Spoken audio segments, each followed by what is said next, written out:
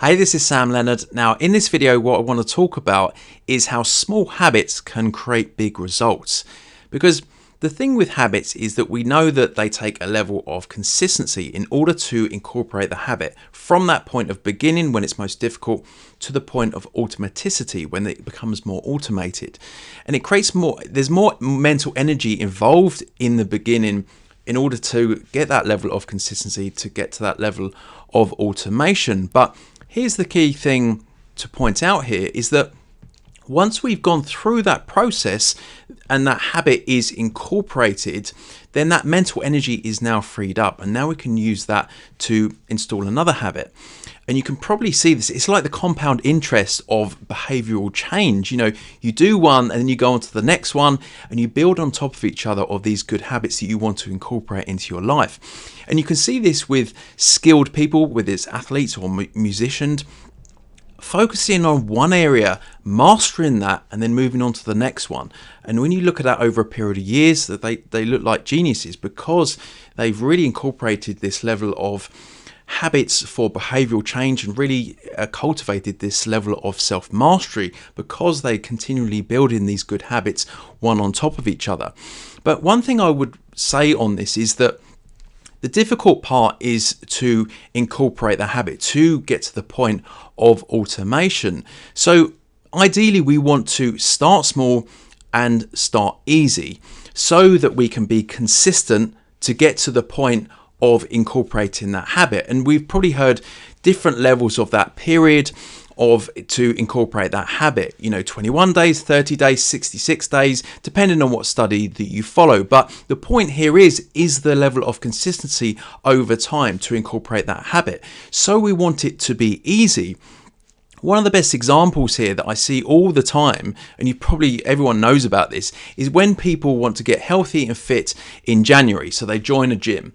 But the problem is that they go from, let's use an example, sitting on the couch, eating potato chips, to then going to the gym the next month 5 times a week. And then they wonder why they only last for 2 weeks. This is too much of a change. It needs to be easy.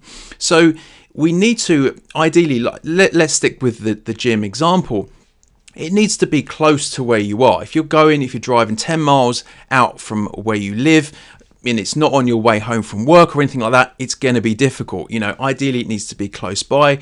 Maybe you walk past this gymnasium as you come home from work on your way home, so it's easy to step into the gym. Also, if you're going to go to the gym and you're going to go for like 2 or 3 hours, then again it's going to be so much more mental effort. It's going to be so much more difficult and different from what you're used to. So the idea here is, with habits, is like this example, go to the gym for 30 minutes, just do a workout and then come back and build up that level of consistency. And that's what builds up that, consistency to build up the habit to get to the level of automation. And here's one of the biggest things with this is that once you've done that with one habit and you've incorporated that, and now you can go back to starting a new habit, like I said, the most important thing here is you're cultivating a strong self-image. And this is an important thing within personal growth because we act in consistency with our self-image. So if we're incorporating these habits, or at least we've done one, then we are now someone who has installed a habit. We've installed good behavior. We've had some sort of a change in the direction of our personal growth and development, or some sort of skill that we're mastering, depending on what our field is. So, this helps us to incorporate the next one because we've got a reference point, because we've built a strong self-image of, I'm someone who installs habits, I'm someone who takes their personal development and their behavioral change seriously, someone who puts in the effort, the consistent effort to build a point of automation.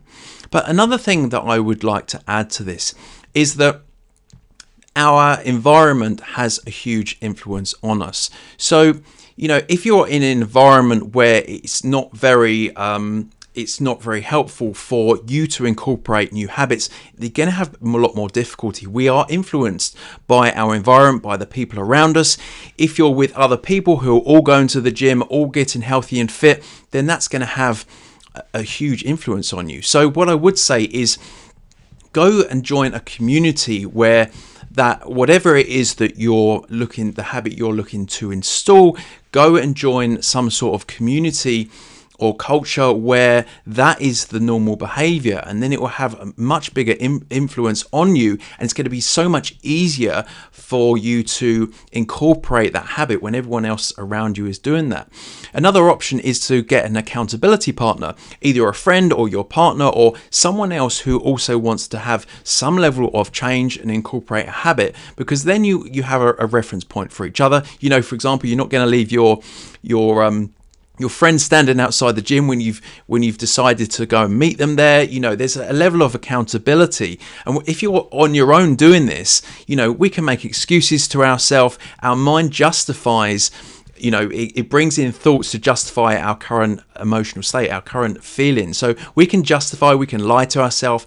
So it's much easier to install habits if you have a positive influence, if you're part of a community, a mastermind, or if you have an accountability partner. And then what we can do is we can be consistent with our habits, build them up over time, and just have that consistency to build one habit up and then go back. We've freed up that mental energy, then we can go back and build up another positive habit and just build up these positive habits time and time again. And over a period of a few months or years, then you'll either become a master of whatever it is you're doing, you know, if it's a skilled area, but you'll have a level of personal mastery in that area, and people look on you like you're some sort of genius because you built up these positive habits, and you know, you're all the things that you've learned and installed into your life for positive change, for that positive personal development and behavioral change will be very apparent to other people. So that's how you do it. So just be consistent with the habits,